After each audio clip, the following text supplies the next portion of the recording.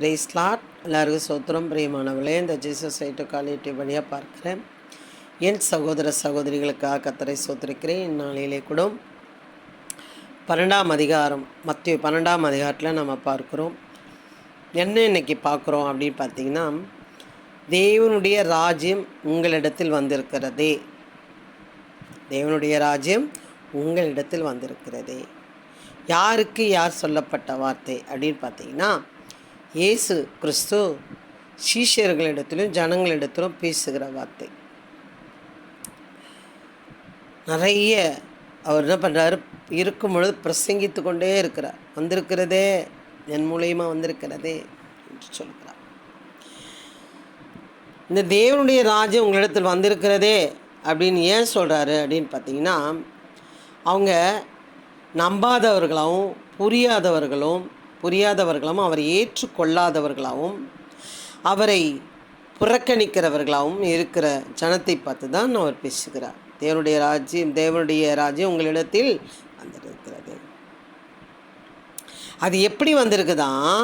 நான் தேவனுடைய ஆவியினாலே பிசாசுகளை துரத்துகிறபடியால் தேவனுடைய ராஜ்யம் உங்களிடத்தில் வந்திருக்கிறது. அவரே எதனால் துரத்துறாரா? தேவனுடைய ஆவியினாலே பிசாசுகளை துரத்துகிறபடியால். பிரியமானவர்களே, நான் போன வாரம் சண்டே பீச் ஒழித்து போயிட்டு வரச்ச ஒரு பொண்ணு நல்லா தான் உட்காந்த உடனே ஒரு கண்ணில் மட்டும் தண்ணி சிலசிலம் கொட்டுச்சு. இதை நான் பார்க்கல. பக்கத்தில் ஒரு அம்மா ஒரே மஞ்சள் புடவை கட்டி பயங்கரமாக மஞ்சளெல்லாம் பூசி பயங்கரமாக அவங்க எங்கேயோ போயிட்டு வராங்களா போகிறாங்களா எனக்கு தெரியல. அவங்க என்ன பண்ணாங்க, அழுவுதுமா அந்த பாப்பா அப்படின்னாங்க. உடனே நான் என்ன பண்ணேன், ஏம்மா அழுகுறேன்னு இப்படி கிட்ட போனோம், டக்குன்னு கையை இப்படி எடுக்கிறான், தொட விட மாட்டான். ஏம்மா அழுகுறேன், என்னம்மா பிரச்சனை அப்படி கேட்கும்பொழுது அப்படியே வீசிங் மாதிரி ஃபிக்ஸ் மாதிரி பண்ணுறா. புக்குன்னு அடைக்குது அவளுக்கு. அப்படி பண்ணுறான், அடைக்குதா வீசிங்கன்னு கண்டுபிடிக்க முடியல எங்களால். அப்படி என்னம்மாச்சின்னா அது தொட்டால் அப்படி அலறா, தொடாத அப்படின்னு அலறா. சரின்னு நான் என்ன பண்ணேன், எசப்பான்னு சொல்லி கோரி ஒரு முழுகு தண்ணி தான் இருக்கும் என் கையில். அதை எடுத்து என்ன பண்ணேன், இயேசுவின் ரத்தம் ஜெயம் ஃபேஸில் அடித்தேன். அந்த புக்குன்னு பாரு, அது விட்டுட்டு அப்படி சடனாக ஸ்டாப் ஆயிடுச்சு. அங்கே இருக்கிறவங்களுக்கெல்லாம் ஆச்சரியமாயிடுச்சு. அதில் ஒரு அம்மா சொல்லுது, உடனே இந்த அம்மா அடித்த உடனே ஸ்டாப் ஆயிடுச்சு அப்படின்னு சொல்லிச்சு. அதுக்கு இன்னொரு அம்மா சொல்லுது, எல்லாம் ஒன்று தான் அப்படின்னுச்சு. அப்போ நான் சொன்னேம்மா, நீங்கள் ஒரு பிரச்சனைன்னா மந்திரவாதிக்கு 10-20 கொடுக்குறீங்க, ஆனால் ஆண்டவர் இலவசமாக கொடுப்பார், சுகத்தை இலவசமாக கொடுப்பார், ரட்சிப்பு இலவசம், பரலோகம் இலவசம் அப்படின்னு சொன்னேன். அந்த பிள்ளை அதுக்கப்புறம் தெளிஞ்சா அப்புறம் கன்ஸ் மட்டும்னா அங்கே இங்கே பார்த்தா, ஆனால் மேலேயே பார்த்துட்டு இருந்தா. ட்ரெயினில் வரும்போது லெஃப்ட்லேயே மேலே பார்க்குறா. என்னன்னு கேட்டால், இல்லை already okay okay okay okay அப்படின்றா. தமிழ் சரியாக வரல, தெலுங்கு பேசுகிறா. பக்கத்தில் இருக்கிறாம்மா தெலுங்கு. அந்த பிள்ளை சரியானது கூட அந்த பொம்பளை என்ன பண்ணலை, அப்செட் பண்ணிக்கவே இல்லை. அது ஒரு பொருட்டாகவே நினைக்கல. இதே நிலமை தான் இயேசு கிறிஸ்துக்கு வந்துச்சு. பிரியமானவர்களே, நீங்கள் இதில் படிச்சிங்கன்னா, நீங்கள் பிசாசு துரத்துறையே, நீ எப்படி மந்திரத்தினால துரத்துற அப்படின்னு சொல்லி அவரை இழிவுபடுத்துகிறாங்க. அதுக்கு தான் அவர் பேசிகிட்ருக்கார். நான் தேவனுடைய ஆவியினாலே பிசாசுகளை துரத்துகிறபடியால் தேவனுடைய ராஜ்யம் உங்களிடத்தில் வந்திருக்கிறதே. இப்படி இந்த மூலியமாவது நீங்கள் என்ன பண்ண அறிந்து கொள்ளணும் அப்படின்னு சொல்லிவிட்டார். அப்போ அவர் சொல்கிறாரு, என்னோட இராதவன் எனக்கு விரோதமாக இருக்கிறான், என்னோட இராதவன் எனக்கு விரோதியாக இருக்கிறான். விரோதமாக கூட இல்லை, விரோதியாக இருக்கிறான். என்னோட சேர்க்காதவன் சிதறடிக்கிறான். அதனால் நான் உங்களுக்கு சொல்லுகிறேன், எந்த பாவம் எந்த தூஷணமும் மனுஷனுக்கு மன்னிக்கப்படும். உண்மைதானே? ஒரு சாட்சி ஒன்று நான் கேட்டேன். அதாவது அவர் மந்திரவாதி, பயங்கரமான மந்திரவாதி. அவங்க வீட்டில் நிறைய பாம்பு இருக்குமா, அவருக்கு பாம்பு ரொம்ப பிடிக்குமா. அவர் மந்திரத்தில் ரொம்ப பெஸ்ட்டாக வரணுன்றதுனால நிறமாத கர்ப்பிணியை எப்படியோ சுடுகாடு கொண்டு போய் அப்படியே வயிற்றுலேருந்து டாராக கிழித்து பிள்ளையை எடுத்து அவங்கள அப்படியே புதைச்சிருக்காரு. அப்படியேப்பட்டவனை மன்னிக்கிறாருன்னா இது கிரகிக்கவே முடியாது. இந்த மன்னிப்புக்கு ஏற்றுக்கொள்ளவே முடியாது. என்னை கேட்டாக்கா அந்த ஆளை என்ன பண்ணணும்? தூக்கில் தான் போடணும். ஆனால் அவனை மன்னித்து, அந்த ஆளை மன்னித்து ஊழியத்தை கொடுத்து, நீ பைத்தியமாக கிடக்கிறவங்கள, படுக்கையில் கிடக்கிறவங்களுடைய பயங்கரமான வியாதி உள்ளவர்களை கொண்டு பார்க்க வைத்து அவங்களுடைய மலை ஜலத்தை அள்ளி போடுறது அவருக்கு ரொம்ப பிடிச்சிருக்கான் சொல்கிறார். நீங்கள் யாருன்னா எத்தனை பேர் பார்த்துருப்பீங்கன்னு எனக்கு தெரியல. அவங்க படுக்கையில் கிடக்கிறவங்களுடைய மலை ஜலத்தை என்ன பண்ணுறாராம்? சந்தோஷமாக அள்ளி நான் போடுறேன் இந்த கையால், எனக்கு அது ரொம்ப சந்தோஷமாக இருக்குது அப்படின்றார். அந்த அளவுக்கு அந்த மனுஷன் என்ன பண்ணிட்டார்? ஆண்டவர் மாற்றி போட்டார். அதுக்கு தான் சொல்கிறாரு, அதெல்லாம் நான் உங்களுக்கு சொல்லுகிறேன், எந்த பாவமும் எந்த தூஷணமோ மனுஷனுக்கு மன்னிக்கப்படும், ஆனால் ஆவியானருக்கு விரோதமான தூஷணமோ மனுஷனுக்கு மன்னிக்கப்படுவதில்லை. ஆவியானவருக்கு விரோதமான தூஷணமோ மனுஷனுக்கு மன்னிக்கப்படுவதில்லை.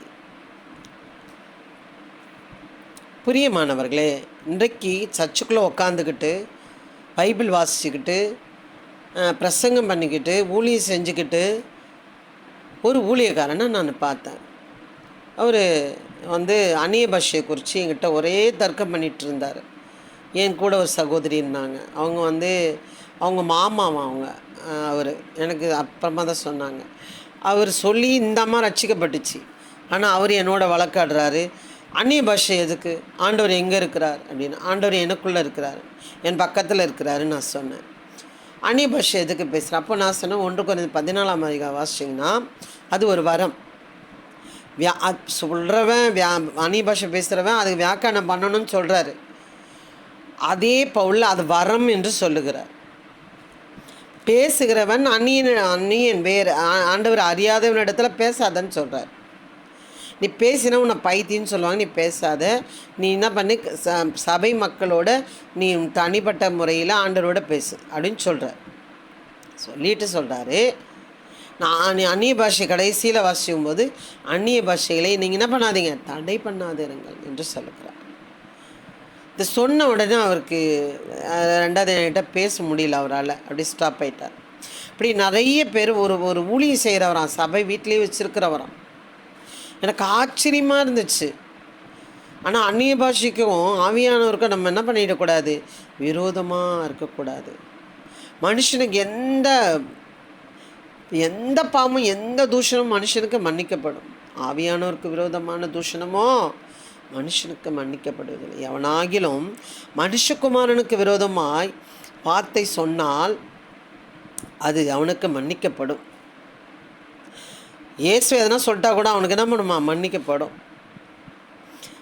எவனாகிலும் பரிசுத்த ஆவிக்கு விரோதமாக பேசினால் அது இம்மையிலும் மறுமையிலும் அவனுக்கு மன்னிக்கப்படுவதில்லை, எப்பவுமே மன்னிக்கப்படுவதில்லை. அதுலேயும் அது சொல்கிறாரு. எப்படி சொல்கிறாருன்னா, எங்கே படித்தோம்னா, சோத்திரம் ஆமாம், என்னோட இராதவன் இதில் இருந்தால் தான் அவரோட நம்ம என்ன பண்ண முடியும்? என்னோட இராதவன் எனக்கு விரோதியாக இருக்கிறான், என்னோட சேர்க்காதவன் சிதறடிக்கிறான். அவர் எத்தனை ஆத்மாவை ஆதாயப்படுத்த முடியும்? எனக்கு புரியல. இப்படி நிறைய பேர் பரிசுத்த ஆவியானவருக்கு நான் நிறைய மெசேஜை பார்க்குறேன்.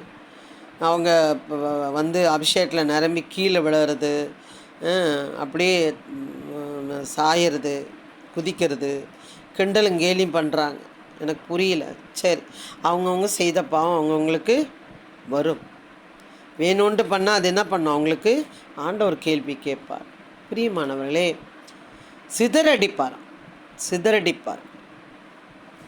சிதறடிக்கிறான். என்னோட சேர்க்காதவன் சிதறடிக்கிறான். அவரோடு இல்லைன்னா சிதறடிக்கப்படுகிறான். பிரியமானவர்கள், இம்மையில் மறுமையில் அவனுக்கு மன்னிக்கப்படுவதே இல்லை. பிரியமானவர்களே, மிக கவனமாக இருங்கள். யாரையும் கிண்டலுக்கு. எனக்கு அந்த பாஸ்டராக இருக்கிறாருன்னு எனக்கு ரொம்ப ஆச்சரியமாக இருந்துச்சு.